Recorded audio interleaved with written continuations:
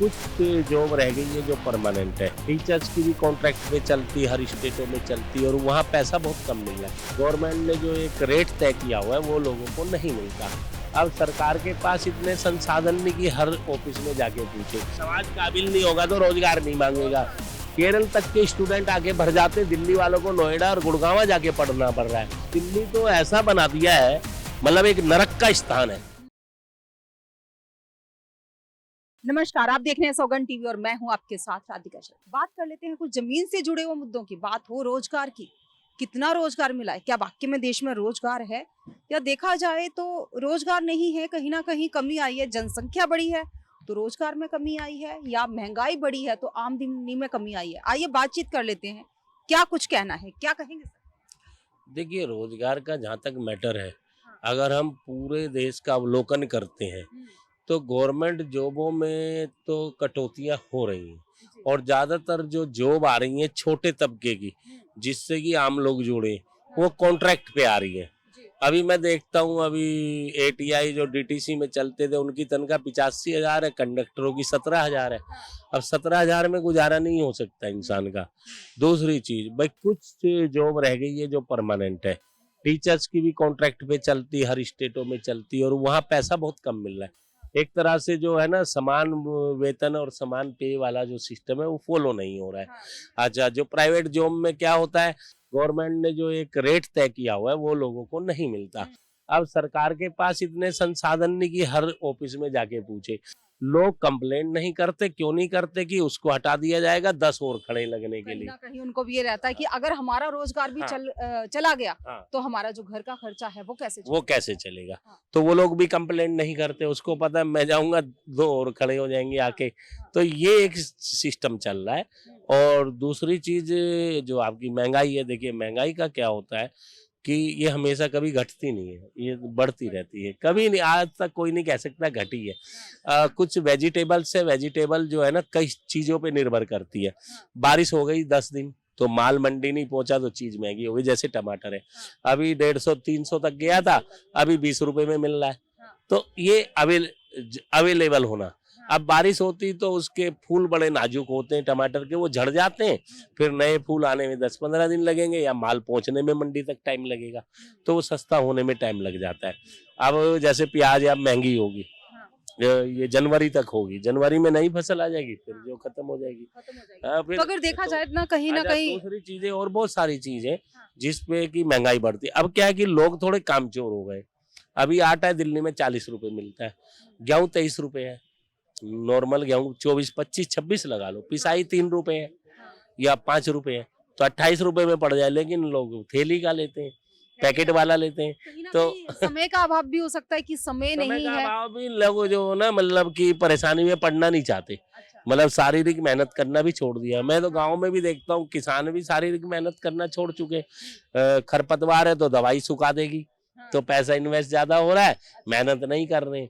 भाई मैं तो अपने गांव में देख रहा हूँ, तो जैसे खरपतवार तो खेत में हो ही जाता है तो वो भी दवाई डाल देते हैं। पहले क्या है कि उसको मेहनत करके निकालते थे फावड़े से, अब वो सिस्टम नहीं है, अब सब आराम तलबी हो गया। और मतलब जिस तरह से आधुनिक जो है मॉडर्नाइजेशन हम हो गया मॉडर्नाइजेशन और जैसा हो मेहनत रहा से है, लोग दूर उसी हटते तरह से जा रहे लोग हैं। मेहनत से और भाग रहे किसान हैं। जो हमारे यहाँ, जो खेती में बहुत सारा रोजगार, अब से 50 साल पहले लोग खुश थे, लोग कम थे, खेती थी। लेकिन अब जो 1980 में जो है कि मान लिया 70 करोड़ जनसंख्या थी, तो अब डबल हो गई।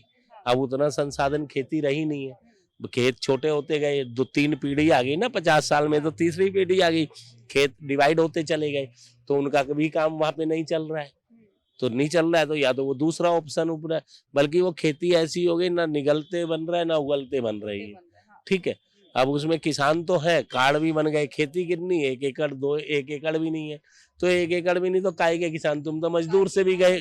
तो अगर मतलब एक साथ साथ किसान में के अगर पास बात, कम से कम 10 एकड़ खेती हो तो माना जाए कि वो किसान है, हाँ, कि उसकी फैमिली पल सके। हाँ, उतनी जमीन ही नहीं है। हाँ, अब उसमें कोई मतलब कि सोना तो उगेगा नहीं, उगेगी तो फसलें ही, अब फसलें उगेगी तो वो पूरा नहीं पड़ेगा।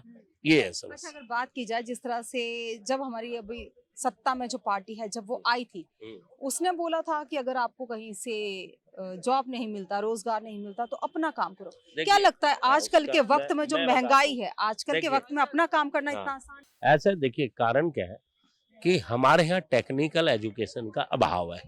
अच्छा, अभी आप एक समुदाय हमारे यहाँ देखिए, मोमडन समुदाय देखिए, जो उनमें पढ़ते हैं वो खूब दबा के पढ़ते हैं, जो नहीं पढ़ते वो 14-15 साल की उम्र में उनके माँ बाप कहते जा भाई काम सीख, तो वो क्या करते हैं 2-3 साल में काम सीख जाते हैं और फिर अपनी दिहाड़ी 700-800 रुपये ले लेते हैं शहरों में कहीं भी ठेकेदार के पास।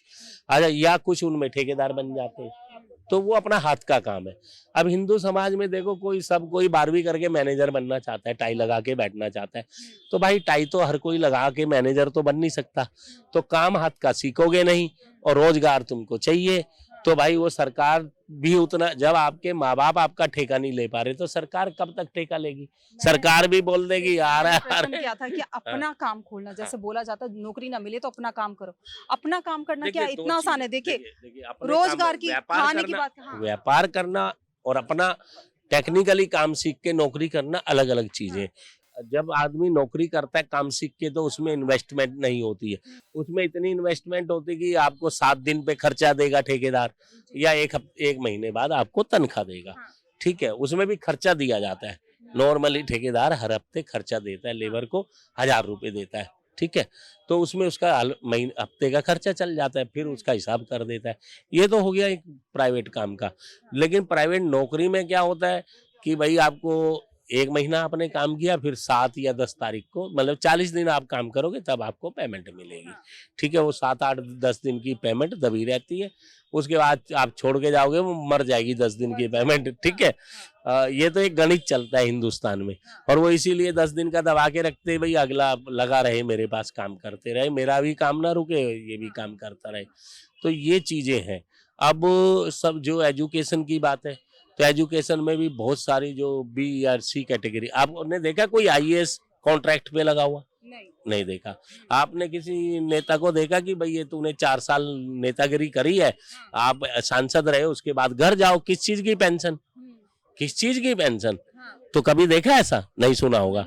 तो ये सब है, गरीबों पे ही चलता है शासन हमेशा, और गरीबों को ही जूते। देखा जाए तो जिनसे वोट लिया जाता है, सबसे ज्यादा वोट देने वाले ही गरीब होते हैं, और कहीं ना कहीं देखा जाए जब जीत जाते हैं तो सबसे ज्यादा शोषण भी देखा जाए कहीं ना कहीं उन्हीं का होता है, उन्हीं का होता है। वो कहते हैं अरे तुम लगाओ ना नारे, फिर हम देखते हैं ना आने के बाद तुमको। तो ये हर पार्टी का रूल है, ऐसा नहीं है कि ये बीजेपी कांग्रेस, ये जो कॉन्ट्रैक्ट वाला सिस्टम है, ये बिहार और शीला दीक्षित और लालू जी ने ही शुरू किया था कॉन्ट्रैक्ट पे। 6000 में मास्टर लगा दिए, अरे गधा नहीं मिलेगा 6000 में। क्या लगता है घर खर्च चलता है, खुद का खर्चा भी, एक आदमी का खुद का खर्चा भी नहीं निकलता। जो एजुकेटेड आदमी होगा वो 6000 की नौकरी नहीं करेगा। वहाँ वो घुस गए, प्रधान जी ने कह दिया इसको मास्टर लगा दो, वो उल्टा पढ़ा रहे सीधा पढ़ा रहे, बस वही हो रहा है। फिर एजुकेशन का ग्राफ गिर गया, ठीक है ना, एजुकेशन का ग्राफ गिर गया।